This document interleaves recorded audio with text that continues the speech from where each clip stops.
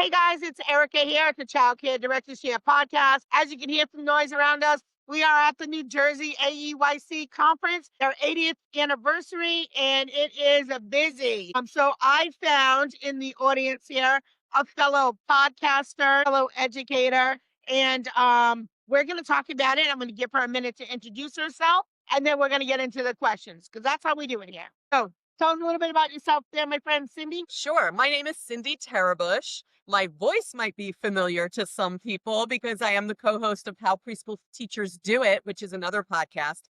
But in my past, I have been a classroom teacher, a program director, and now I do all different kinds of work in the field. I'm an author. I teach college courses. I work with CDA students. I consult and coach and just a lot of things that where my career has been able to branch off into. Yeah, I think sometimes too people may feel like, well, what's next for them, right? Or if they're feeling burnt out and don't have that like spark that you used to have going into work. So talk about your evolution. Like how did you move from teacher to director to now visionary in early childhood? So visionary, I like that for me. Thank you.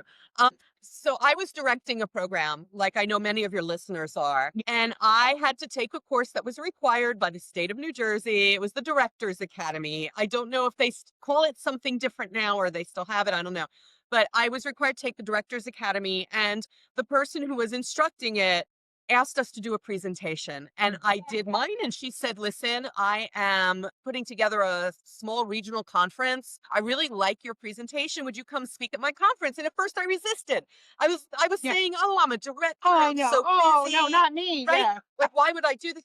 And then she said, oh, come on. You only need to do it once and you never need to do it again. I'm just asking you as a favor. And frankly, because I really liked her, I said, okay. And I went and did that and the work never stopped. You know, when you go out and you share information that people are inspired by or need, the possibilities are It's endless. addicting. It's Yes. addicting. It's Oh my gosh. addicting. So much of it has been addicting. Yeah. So it snowballed from that conference. People said, would you come to my program? Would you do this? Would you do that? And for me, honestly, the key was follow the path that's being laid before you. Just bravely, whether you think you can do it or not, get on that path and follow it. And I really believe for the directors who are listening to this, you know, you have such valuable information. Don't be afraid to follow that path. And so now I've done work that I honestly never dreamed that I would be doing. That led to, I said, people wanted to know where I'm going to be. And I said to a friend of mine, people want to know where I'm going to be. And this was when blogging was big. And he said, you should start a blog. And it took me 6 months to take that advice. And Yeah. then when I finally did and started writing the blog, that led to a writing work because there were people reading it.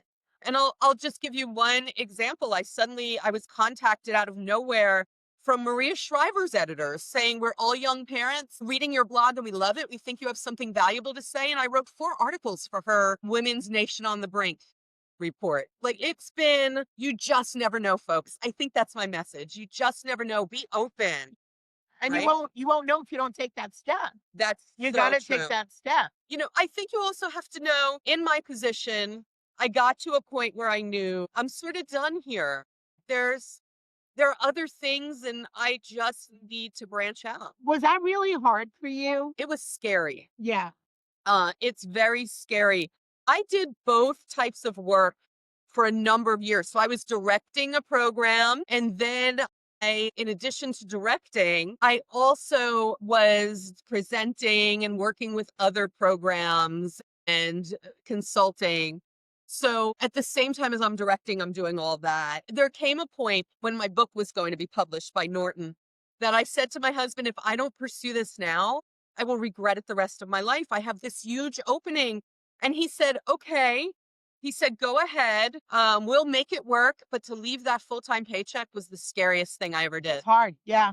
So scary. Yeah. So I'm about to do that again. Oh, So I've done it once. So when I was a teacher, I had kind of been done and I was somebody else's director and I was kind of done. And I said to my husband, it's time for me to open my own school. And so he said, I got us, we'll get through it. And it's scary. Yeah, it's scary. Your mortgage and all the things that you're like, oh my God, I'm gonna be able to pay for all the house and all the things. But it's the best decision I ever made. but I'm Yeah. finding myself 27 years later in that position again to like make a change, make a shift. And I think, like you, so many of educators, once we hit, I don't want to say it's an age thing, just a certain time in our life, something happens. There's a shift in you that you want to do more. And a lot of the folks that listen to the show definitely are in that space. Yeah. So let's talk about podcasting for a minute. Okay. So how did that happen? So I was pretty firmly entrenched in having left directing, doing what I was doing. And my blog was pretty well known and successful. And I was talking with a colleague. Her name is Allison Kentos. We're still partners in this podcast. We were talking one day and we were saying, there's technology now, there's Yeah. technology and there's so much more reach. And what Yeah. should we do? So we actually met one day, we were having lunch and she said, I was thinking about maybe something like YouTube would be great for you. And I would love to participate in that. And it was my son, Yep. because don't we learn about technology from that generation? Yes, we do. It was my son who said, no, you need to podcast. And we didn't know what on earth we were doing. New, right? That was new too at It that was time. new. We've been doing it now for about 8 years. So it was fairly new. And we just tried. It is just the word yes. It is just, yes, I'm going to try this. And it has been incredible. We are listened to internationally. I mean, we are like recording like you're recording me now. We are Yeah. like two people sitting in a room. Yeah. In New Jersey. Yeah. Not surrounded by things or people. I get it. Like, I said, so is this? I'm like this little old Italian lady in Rhode Island, sitting in a room by myself, talking to myself. yeah, And people were just tuning in. this is Allison and I talk to each other. We don't have an interview format. We decided that's being done by other people. Sure. We're going to do it like we are two Conversation. friends Yeah. having a conversation. And people have come back saying they feel like they're our friends. Yeah. We just said, let's try. So just exactly what you're saying right now is such a reality. See that lady behind me? Yes. Sort of my listeners Oh, who see drove that? here to see me. See that? I was facilitating a Zoom professional development session for people in the Midwest. Yep. And I'm in the middle of my teaching, and in Zoom's chat, I see a chat come up that says, wait a minute, are you the podcast lady? It's like, guilty as Yes. charged. Yes. And they were all like, I knew your voice. I have been, It happens all over the place. it happens all And over. it blows your mind. It It's blows your mind. It's mind blowing. And I was saying before we came on to record, I was sharing the story that not too long ago, we got a message from people in Ukraine saying they're listening and it's helping them when they're with the children in the shelter. Yeah. And we were crying. We were just like, oh my gosh. Because you're making a difference. It is. You're making an impact. But when you're sitting alone in your home, right? Yep. You're sitting alone. You have no idea. And it's just, folks, it's a piece of magic. And if you have the inclination that it's time to go do something else, go look into software. Go look into all the things that are available now to get your voice out there. When people say to me, how did you do it? How did you create this career? Yep. What I tell them is, you have to get your voice out there. That's first I did through the blog because Yep. that was the thing. Sure. And then the podcast. And then everything rolls from there. Yeah. Yeah. Actually, I could talk to you all day. I feel like you're a kindred spirit Listen, already. I used to get in trouble for being chatty in school. Yeah, So there you yeah. go.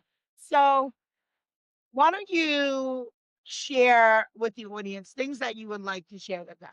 I'm not going to ask you. I'm not going to ask you questions. You go ahead. Take the mic. Oh my goodness. So Go- what do I want to share? I want to share that change can be scary, but it can also be great. And I think that's true for when we're trying to help teachers change. And I think it's true for when, as directors, you need to change because things are always evolving in the early childhood landscape. It's also true if you're at that point of your career where you're thinking, I want something new. Change can be scary, but it can be great at the same time. And I that is something that I say to myself often to reinforce We what say I it do. a lot in our leadership group. A Yeah, lot. it is. It can be so worthwhile. I also think you know when you're done. I knew when I was done in classrooms, and so I became an administrator. And I knew when the end was coming to that. Yeah. And you just have to you have to be brave and you Yeah. have to follow your gut. Yes. Because even though you may leave an early education setting and you may leave a classroom, there are still so many ways you can have a positive impact on children and families.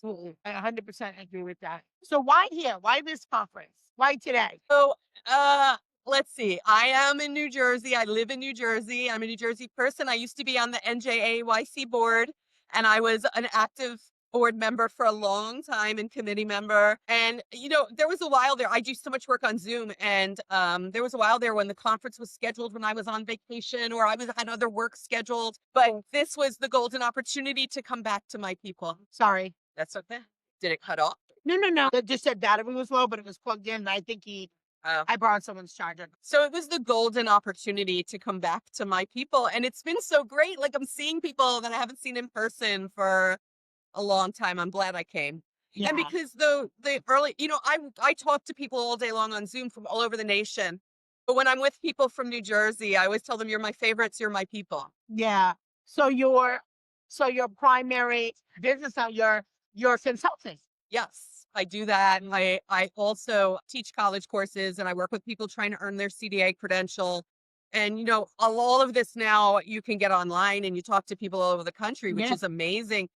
I'm also part of the Grow NJ Kids Training Services team. So, I facilitated a session earlier and somebody in the session said, wait a minute, I know you from Zoom. So it's like being with my people here. All right. So one last thing as we wrap up. Is there anything that I didn't ask you that you would like folks to know? I would like folks to know this. We are living through interesting times. And we have, I think, in addition to our mission to support children and families, we have to think about NACY's Code of Ethics. They just released a new one, and it still talks about our obligation to society. We have an obligation to this society to teach them about the value of early childhood, the value of early childhood education, and early childhood educators. So even though times may be interesting, we have to show up for things like today, and we have to sign up for things, and we can't just sit back and expect someone else to do it. So my last question. I thought the last question was hard hitting question. Oh no, go ahead. What's your favorite kind of ice cream? Mint chip. Second one today that said mint chip. Nice. All right, guys. So thank you so much for listening to the Child Care Directors Chair podcast. If you want to learn more about our friend Cindy, where can they hear about you? You can go to helpingkidsachieve.com. That is my website, and everything I do is on there. Awesome. Tell folks what they're listening to. She's like, what am I listening? The Child Care Directors Chair